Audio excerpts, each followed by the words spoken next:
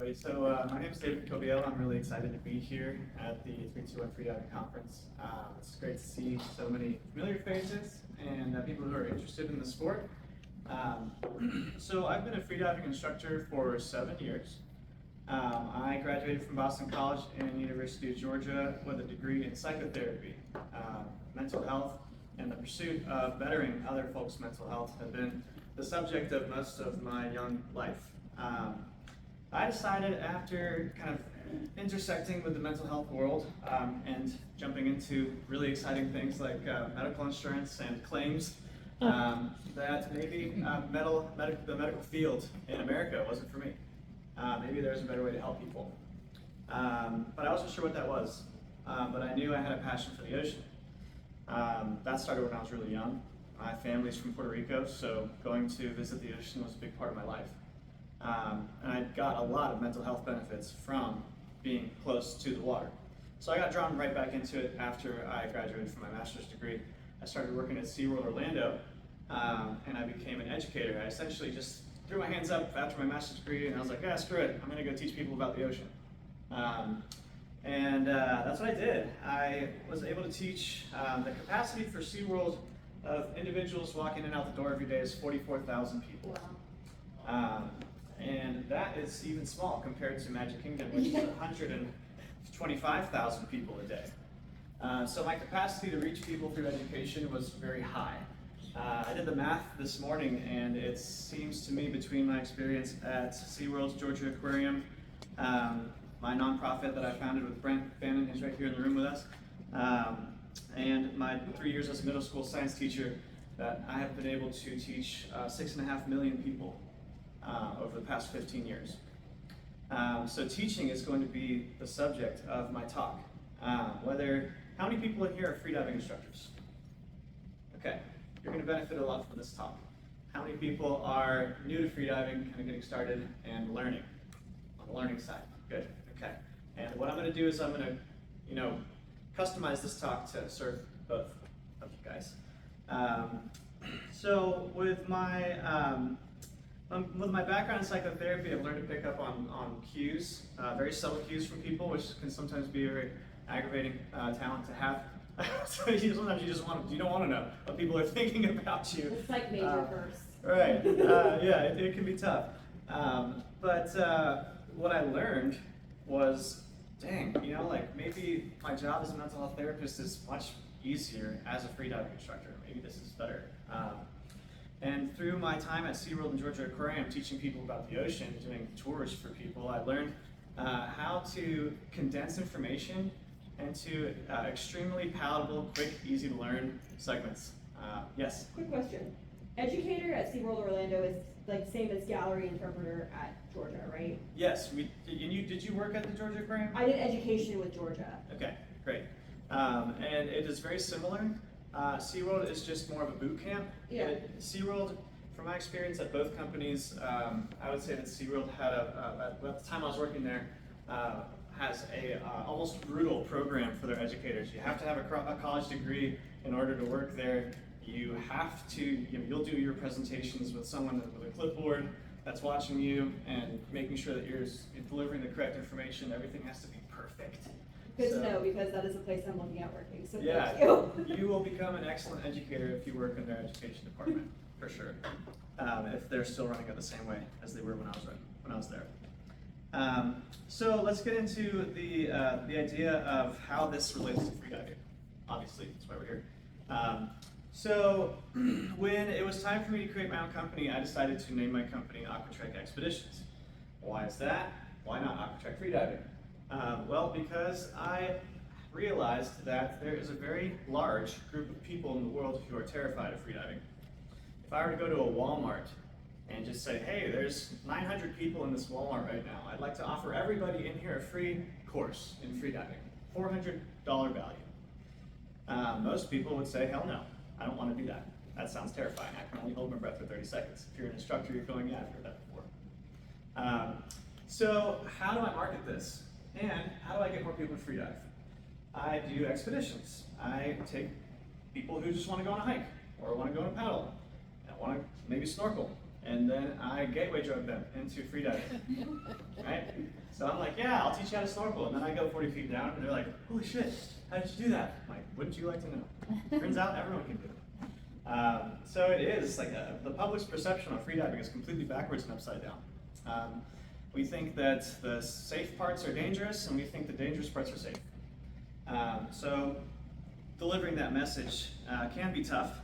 And when people come into the course, a lot of times they have backwards ideas about what's going to be challenging for them or not. So our job as instructors is to untangle that knot. Why our job is amazing. So do we have an instructor in the room who wants to tell me one thing about why your job is amazing? Why do you love your job? I'll go. Yeah. I love my job because I love when students come into the class anxious, which I don't love that they're anxious, but they come in thinking they can't do it. Yeah. And I love being like, you can do it, you're gonna surprise yourself, and at the end, the smile on their face, they did way more than they thought they could. That's it for me, for sure. And then Yeah. you've got that fuel of passion. Yeah. That's gasoline for your fire, right? And I always like to say that unlike almost any other sport in the world that involves physics, freediving is one of the only sports that you can surprise yourself in how good you are at it. So I'm always surprising myself with how bad I am at sports. Right? I was never an athlete, I was a big nerd. But anyway, so that's my first point really that I'm going to get to about teaching, is when you welcome people into an educative space, they often feel like they can't take up space in that. They are here to learn, not here to participate. But that cheapens the educative process. So one of the first things that I do as an instructor is I ask people to tell me what their water story is so that they can take some ownership in what they're doing. Does anybody here have an interesting story, or maybe a story about when you were very young that connected you to water? Yes, boom. So when I was 7, we moved out to Las Vegas. Did not want to move at all. Had a whole bunch of friends in Texas, didn't want to move at all. My parents told me, my obsession at that time was big cats. And so my parents told me, if you move, there's Freedom Roy's Secret Garden with the big cats. I didn't even get to the secret garden because the dolphins immediately stole my heart. And it was from that day that I decided that I'm going to work with marine mammals. Seriously, I found my love of dolphins in the desert. Everybody's like, I found it at SeaWorld. And they're like, where did you find your love? And I'm like, the desert. And ever since then, that's what drew me. Because I never lived in, I was born in Florida, but I don't remember anything from that. I've always lived landlocked. So that was like my ocean. And most people who end up in a freediving course, they have had time in the water. So how have you been able to get time in the water since then? We always had pools. We always had, whenever I could be, I would pretty much swimming up until the last 2 years when I got scuba certified, and then since then I've been diving. Okay, so you might be thinking okay, I'm an instructor. I've just spent however many minutes, because there would be 3 more of you if I was teaching a freediving course, and I'm getting everybody's water story. And you might be thinking, how does that help me as an instructor? Well, I just found out that most of her experience is in the pool. I can think about her as a student. I can say, okay, what does she have from the pool, and what is she missing from the pool? Deep water. That's right. So now I've got some clues on how I'm going to, approach you as a student. Also, I now know what is the most inspiring thing that happened to her as a child. Dolphins. Boom. So when I am with her in the water on day 2, I might say something. I might say, think about a dolphin. When you do your duck dive, what does a dolphin do? It leans its head down, boom, and it drops into the water very quickly. I want you to lean forward like a dolphin. I'm connecting this with that person immediately to make it matter more to you, to make the teaching more impactful and more memorable for you. Individualistic, yeah. So this isn't wasted time. This is time that saves me time later. Because instead of struggling with how I'm going to teach you a duck dive, I know exactly how I'm going to do it. I'm going to tell her to dive like a dolphin. So not only that, it's going to also help put you at ease. Because if you're thinking about times that you were comfortable and inspired in the water, you're going to be thinking less about that fear and anxiety of coming into the course. So implementing, we have this amazing job where we're talking to people about biohacking too. You guys heard the term biohacking? We're using the vagus nerve to light that up with our mammalian dive reflex, which from the psychotherapy perspective, that's also the same nerve structure that lights up when you're experiencing euphoria, joy. So yeah, when you're at your most happy, that is the same nerve that's lighting up. You're getting a basal stimulation threshold. We were talking about the blue mind and Wallace J. Nichols and how he wrote that book. He writes in that book that watching water is a lot like, it's the same sensation that we get mentally watching a fire burn. Because there is a similarity in the fire. It's always the same, but it's always changing, it's always different. So for people like me who have a very vicious case of ADHD, what that does is it levels up the amount of stimulation I'm getting just by staring at something. So I can be calmer because I'm being more stimulated. If I'm not stimulated, I panic, right? That's when the anxiety comes in from people with ADHD, is when they're bored, right? See some heads nodding in the room, right? So I'm gonna do my best to keep you from being bored, right? So that basal stimulation threshold is really, really high in the water. And also you noticed Jillian, right? Yeah. Okay. So Jillian said that people get surprised at how good they are in the water. So well, when you get surprised at how good you are at something, you get a little voice in your head that goes, maybe you are worth something. Maybe you are good enough. Maybe you are really good at this. And it's like it's a direct confrontation to a lot of the self-attacking that people do every day that drives them to therapy in the first place. It's a direct self-esteem boost, and you get a boost in confidence that allows you to make decisions in your life outside of freediving that are influenced by or done by someone who is an abundance mindset. You guys have heard of abundance mindset before? Abundance mindset is, oh, I can create a new class about apnea flow because people are going to love it, and that's abundance. That's someone creating from a place of richness. Someone who's in the scarcity mindset is going to say, it doesn't make any sense for me to do this. No one's going to want to take this course. I shouldn't even start. So abundance mindset is what freediving provides through that self-esteem boost. That is the kicker that we're getting. So my question is, if we are creating 2-day freediving courses, this is the instructors in the room, if we are creating 2-day freediving courses to drive people towards competition to compete on the global stage, are we addressing that? No. That's my problem with how we coach freediving. It's because we have to, because of the way that the world works, offer products that are insured by our certification agencies. We have to do this 2-day course. So how do we support amateur freedivers? How do we give them a chance to actually experience this stuff? Who here would say that their family is a water family? Raise your hand. Who here is the first water person in your family? Okay guys, you're the pioneers. You are the pioneers and you are my target audience. Because if you're an instructor, you have a chance to take a previously landlocked family with generations of folks who have never experienced the things that we're experiencing in the water, and you're getting a chance to break into it and say, hey, did you know that you can teach your kids how to freedive someday? And you can give this gift to your child, and then maybe their child will come to you and have you teach their kids how to freedive if you're not in a, making your way to the water like this by then. So we have that opportunity to have people, to show people the walk of water, which is why AquaTrek is called AquaTrek. It's the walk of water. And we can introduce that into people's lives. It's a huge opportunity, and I don't want to waste it just saying, hey, here's how you become a competitive athlete. I want to design my courses in such a way to reach more people. And if I'm a student, I want the best shot at experiencing that. So let's talk about pre-support. Your student is interested in freediving, they've watched some of your Instagram videos, they want to potentially open the conversation with you. When that opportunity comes to me, first thing I want to do is I want to get them on the phone. So I want to talk to them person to person.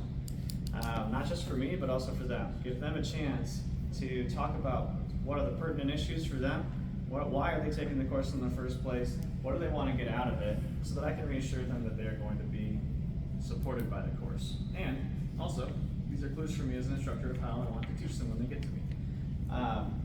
So getting them on the phone, when they get on the phone, I also have a package of resources that I send to my prospective students if they're deciding to book. That it's kind of similar to what Ted Hardy was saying. You know, here's some videos on Friendzone. Here's some work that you can start doing ahead of time. I offer them private training if they want to come in and do a day of private training before the course. If they have time, they can come in early and come see me beforehand. That way we can go ahead and get them prepped so that they can show up to the course with some prep work if they don't have a lot of experience. I offer them support in the form of equipment, whether it's rental or borrow. I have way too many wetsuits and things like that I have to find a place to keep them. And steering them away as soon as possible from the mentality of pass-fail. Pass-fail mentality is super huge, especially in America. We're like, hey, if you get a C or a D on this test, then you don't get to do, and you're gonna ruin your whole life. You either fail this grade, we're gonna hold you back, you're gonna be embarrassed in front of all the other kids. And we have this, the school system that, for better or for worse, puts us into that position, and a lot of people apply that same mentality to their classes. It'll They be hear on the your word freediving permanent class. record. What's that? It'll be on your permanent record. Right. Well, then I'll change how I feel about you as a person because you didn't pass my course, and the amount of pressure people put on themselves is unreal. So getting them away from that as soon as possible. And the way that I do that is with curiosity. I tell them, I want you to be curious about how much you're going to learn in 2 days. I have 2 days with you. We're going to see how far we can get you, and to turn you, to get you as much experience and as much advancement in your skills as we can. If that involves passing the course requirements, that's great. If it doesn't, I'll see you again soon, because the story's not over at the end of the course. A lot of people want that certification, but I immediately start working against that mentality as soon as I start talking to them. Let's see. So that emphasis has to do with making a personal connection with that person. And if you allow them to express themselves, people just want to be heard. And you can start to find out, okay, this person is really dogging on themselves. They're going to be attacking themselves throughout my entire course. How do I step in and referee their attacks on themselves? Oh, I can't hold my breath at all. I have terrible breath hold. You start hearing these words that they're using that they've been using in their head for years. Me. That's Yeah? me. And you're like, That's me okay. To a T, just putting it out there right now. Yeah, for sure. And people know that about themselves, if they've taken the chance to look inward. If they haven't, you might be the first person to tell them that. And boom, you're a therapist, just like a bartender. Anyways, let's talk about support during the course. During the course is every minute counts. If you've been in the water with me and you've been one of my students, you know that a bomb could go off right next to the spring, and I would be like, yeah, that doesn't matter. We're actually doing your freediving course right now. Because I just get laser focused in on my students. Why? Because I think every second counts. I'm watching my students like Sherlock Holmes, trying to find out how they're working against themselves and figure out how I can step in and help. Sometimes that involves a lot of my therapy background. So in my therapy background, I was taught that, these are some subtle cues you want to look out for. First of all, you want to monitor yourself. If you're a listener, if you're a freediving coach, you need to be a listener. You need to be listening to your students. And to make yourself a good listener, you need to be asking yourself, how much time have I taken up in the past hour? How much has my student been allowed to take up during the past hour? And checking on yourself like that. Look out for students who are apologizing frequently. If they're apologizing for small things, even if they drop a pen on the floor and they say, I'm sorry about this, I'm sorry about that, I'm sorry about everything, I'm sorry for taking up space and being a person in this room right now, slow down, okay? You're allowed to be here, and we're happy you're here. I'm very happy to have this opportunity to be in front of you. Also, looking out for body language, rapid speech, fidgeting. These types of things can show you that the person is anxious, and you'll ask them if they're anxious, and they'll tell you they are not. And that is tough, because they're physically telling you, I'm not anxious, but their dives show that they are. And you can tell that they are if you're looking out for these things. Self-criticism, with men, this is more common, especially men who are in high-performance jobs like EMTs, paramedics, police, first responders. Anger pops up in training. They'll come up from a dive, they couldn't equalize, and they're cussing. You know? Damn. And you're like, okay, how do I step in now? Like, what's my job as an interventionist here if I have this person who's actually cussing at themselves right now? Never, ever tell them that they're wrong for feeling a certain way. Instead, meet them where they're at in the emotion. Get pissed with them. You know? Yeah, you know, that sucks, man. I know. That's really tough. But I noticed, and then report. I noticed that you're angry at yourself. Remember that there's no goals in freediving that are not reached through relaxation. Relaxation is the door through which you will achieve all goals. So if you're arriving in anger right now, there's no problem with that, but it's not going to work with you to that relaxation door that we're trying to get to. So let's try, if we need to take a few minutes, you need to be mad for a minute, that's fine. And we'll get somebody else on the line and be pissed, do it. But get back to relaxation as soon as you can, because that's when we're gonna get progress in these skills. So you're kind of validating that person, not judging them, and allowing them to go through what they're gonna go through because they're already there. Trying to redirect them. It's called a block and bridge. You're blocking, you're receiving, but you're bridging them as soon as possible to where you want them to be. Just relaxation. So we don't tell them to calm down? Telling somebody to calm down. When does that ever work? Yeah, think about it. Do you have a girlfriend or a wife? Yeah, that's definitely. Think about that question. Huh? You should ask Julie about two guys she had in her mermaid instructor course that just kind of like almost raged out of there. Yeah. Remember your first mermaid instructor course? Yeah. There were two people who Let's hear almost it. raged out of there. Well, he's talking about himself. And Mark. And Mark. Yeah. Yeah, but I mean, it's exactly that. You just have to give space for later that day or another day. And like you said, like, it's okay to be mad. But Yeah. we can't Sorry. work from a place of mad, so Just take a second to receive it. yeah. I like your resolve for that, though. I make my joke, but I like the resolve for that, and meeting them where they're at and letting them calm down, figure it out, and discussing some good things that are like, oh hey, yeah, maybe I didn't do everything bad. Yeah, and there's a lot of power in silence too. You don't have to respond to every single thing that a person says. Taking a moment to just hear it, acknowledge it. You had a question? Some of you saw the video of Lewis, the Yeah. merman person. He came up to us in Cobiella, and I'm sitting, and he says, he's losing it. He's like, Jim, I lost my computer, and he can get very, very dramatic.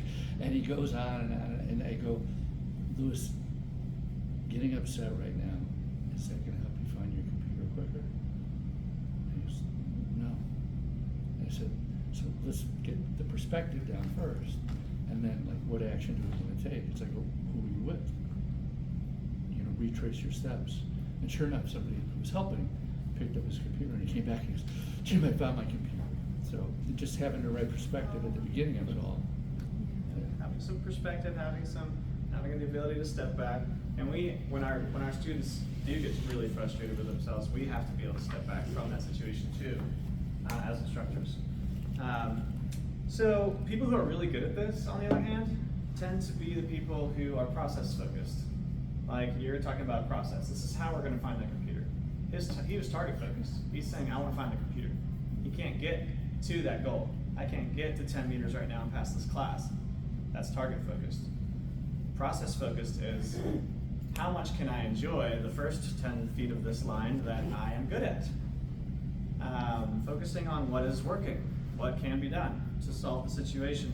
Yoga instructors are very good at this.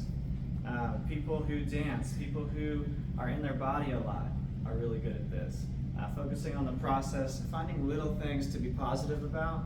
It's like forced meditation or brainwashing yourself to find the most positive take on everything that's happening during your underwater time. So that's why I want to talk about something I call two minds theory. This is important during the process. Two minds theory essentially is that you've got two brains. You have your frontal cortex, which we've all been blessed and cursed with because we are humans, and we've got the midbrain and the brain stem, the deeper animal brain.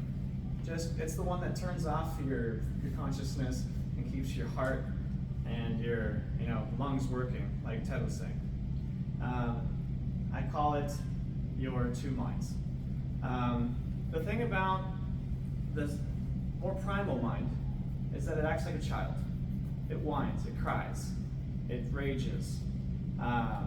Whereas the more ego mind is the one that's deciding what you're going to do. I'd like to take a freediving course, So they come into the course with their frontal cortex in charge, gray matter, making memories, making decisions, and it seems like freediving could be something you would take a 2-day course to figure it out.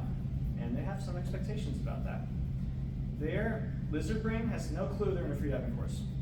Has no idea that you're even about to hold your breath. Have you guys noticed how your first breath hold in a series of breath holds is usually much more challenging? Mm-hmm. Yeah, that's because your lizard brain has not shown up to play ball yet. Your frontal cortex did, but your lizard brain had no idea you're about to hold your breath. All it's doing is going, holy shit, that's a lot of carbon dioxide, what's going on? And you have to coax it into joining the process. But when your lizard brain and your frontal cortex are working together, you enter flow state. You experience mastery as the challenge of the activity goes up. When your mastery level matches the challenge of the activity, you enter flow state. And that feels good when you're in alignment. That's what the alignment is. Those are the two things that are aligning.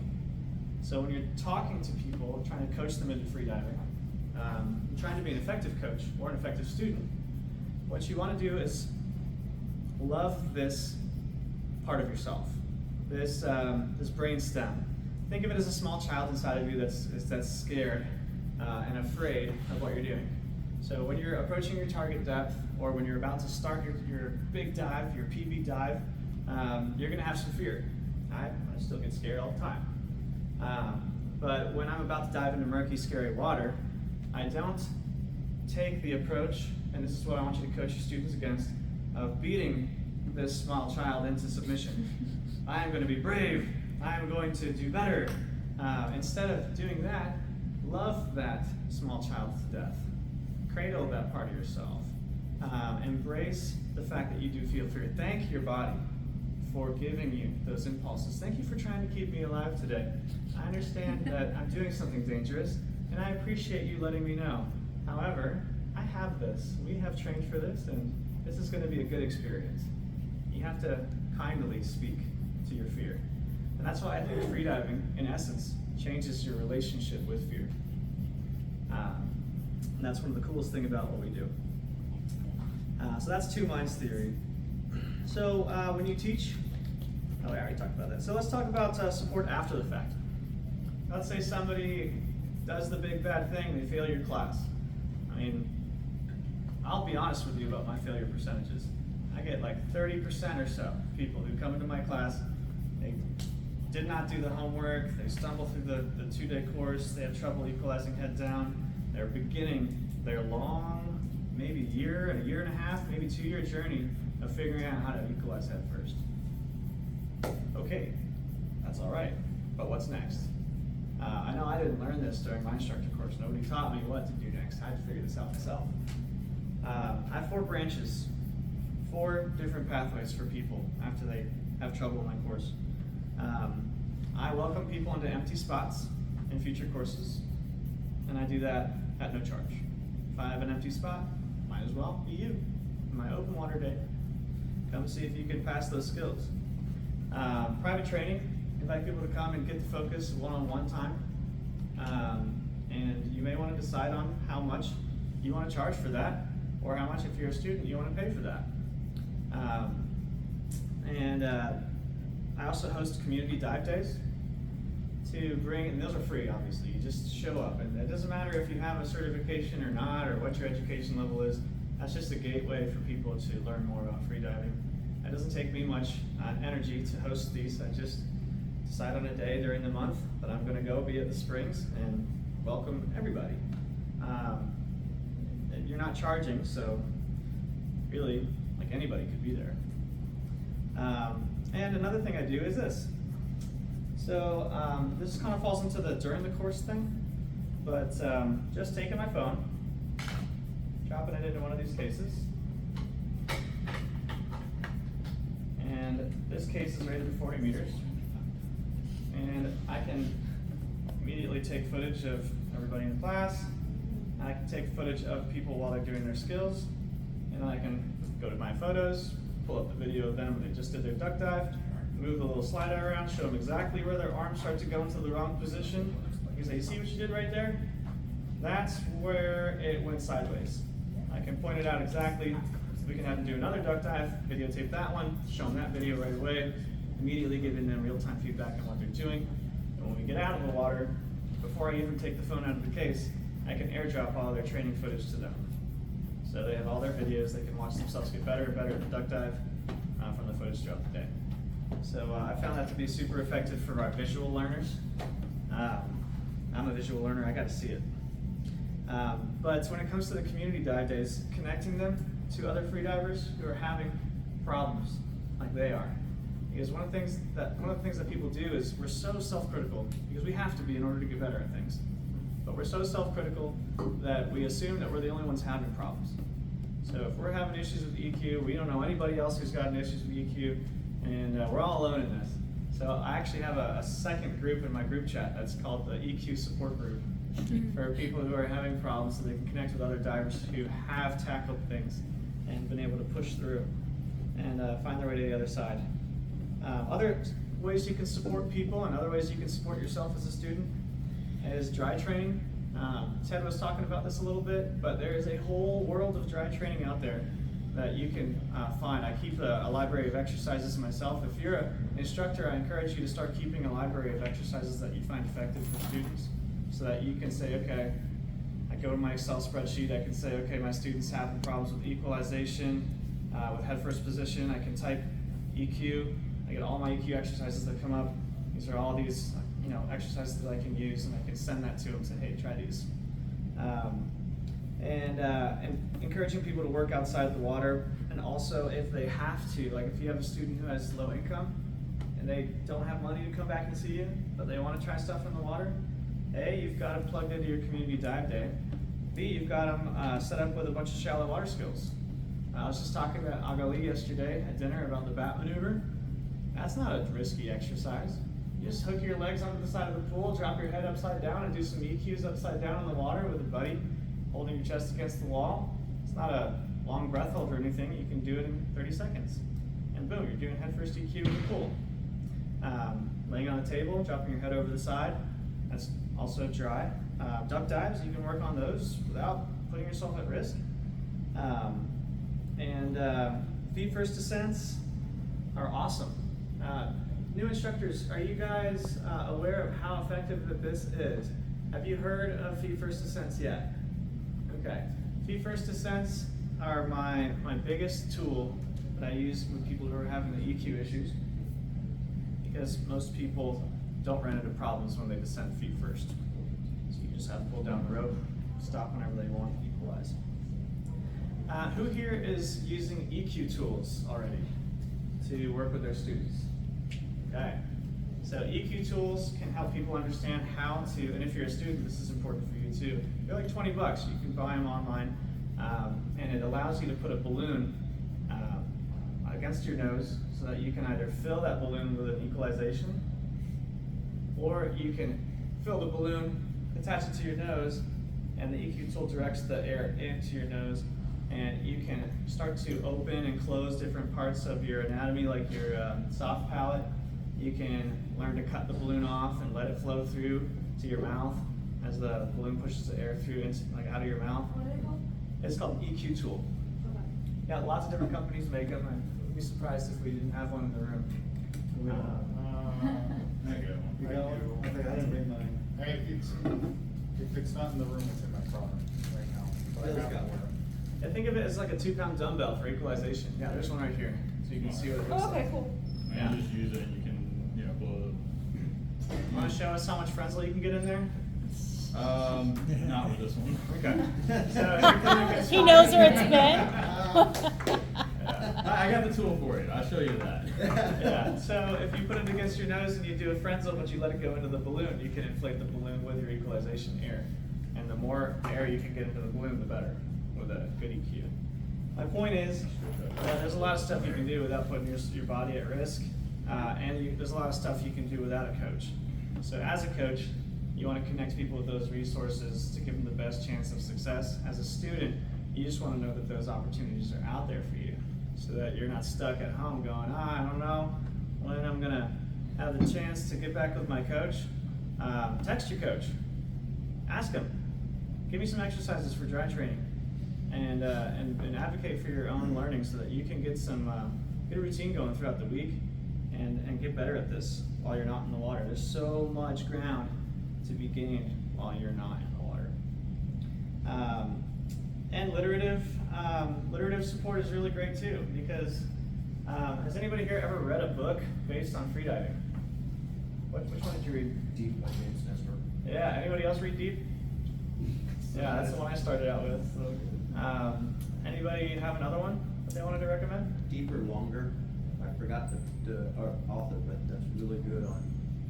Gives you the physiological side, also takes you into the diet side. I mean, it just takes everything and pulls it all together, but it's a great book. I don't remember the name of the author either because he is so Swedish or Polish or something that it is just like a bunch of consonants. Jack for boss. Hold on. it's in Okay, there. Jop, yeah, Jaap, Jop for boss. Yeah, it's not the typical Anglo-Saxon type of name. David, what was the name of that book you showed me a long time? Oh, that was deep. Okay, never mind. And then there's also a couple other ones I recommend, and these are great for students who just want to kind of like learn more about the culture of freediving. Would be Oxygen by William Trubridge, and One Breath, I believe, by Adam Skolnick, which is about the death of one of the competitive freedivers. And overtraining really was the problem there. But reading a couple books about freediving, it's not going to help you become a better freediver, but it does help you understand what are some of the concerns of the culture of freedivers and what some of the professional freedivers are thinking about when they dive. So to recap everything, my general advice for you guys as students is to be vocal about the way that you feel while you're talking to your coach. Make sure that your coach gets to understand as much as they can about where you're coming from mentally. It's okay to have feelings in a freediving course. You should, and you should be honest about it. The more honest you are about your feelings, the better job your coach is going to have. And also, as a student, don't be afraid to evaluate your coach. If you feel like your coach is not giving you the platform to be and take up space in your course, that's a problem. Another problem you want to look out for in a coach is somebody who is just cranking certifications through, puppy milling people. Because if you have, if you're not being focused on as an individual, there's a missed opportunity for your coach. Because I take issue, let me get to the bottom of this really quickly. I'm going to zoom in on this. The reason I care about my job and the reason I feel functional in my job is because I'm taking people who don't know how to do something and I'm giving them the tools to become someone who is excelling at something. If I get 8 certifications because I had 8 people come to me who already knew how to freedive and I get those certifications out and I make my money, that's easy. But what did I do? How did I help those people? I feel like I help people more when they know less coming into my course. So find yourself an instructor who's passionate about teaching. And if you're not passionate about teaching as an instructor, get more passionate about teaching. And that comes down to empathy. If you really care about your students' experience, then that's gonna show, because when you get stuck with somebody, who here as an instructor has been stuck with a student, you just really wanted them to get it and they couldn't get it? It was tough. Yeah, I mean, I think all of us, All of us, right? yeah. Yeah, and it should bother you that you can't help them. And your next step is to improve yourself, to become a sponge for as many different techniques as you can, as many tools as you can, so that you can get as good as your job as possible, so you can help everybody. So that's the heart of what I'm trying to get down to. If you don't have an instructor like that, find one, because it doesn't matter what agency you teach for. If you're passionate about people and their journey in the water, then you're going to become a good instructor. Yeah. I'm stealing your story. So there was, and sometimes it comes down to time. I mean, empathy and time, right? You talk about your dive shops and you've got 2 days and, you know, you're limited. And sometimes a person needs more time and Yeah. maybe you can't give it, right? You're just kind of, your hands are tied. And so there was a woman who wanted to learn how to scuba dive. She was very committed to it, but she had this uber fear. And every instructor she went to in the area just wasn't able to get her to pass open water. It was so tough. So finally they went to Jim. Yeah. And they're like, all right, she's a tough case. We got to send it to him. And fortunately for him, when a lot of your experience in his training, he had the time. And so he worked with her where they were in 4 feet of water and they were in a bed at the quarry. And he's like, let's just go down and just stack rocks, right? And she got to the point where she was able to finish. And now I don't know how well known she is, but she is a badass tech instructor now. Awesome. But she had the drive and he had the time for what you know, that empathy, that let's just take as long as you need to do it. And unfortunately, I think all of the instructors, you have to have a passion for something when you become that instructor. So I think they have it, but Yeah. sometimes your hands are tied. But I like that idea because they all had a community and they, you know, after like the 3rd or 4th instructor, they're like, send her to Jim. Yeah. Because he has that time. And making that time, that's what I mean by giving your students time to exist in your class.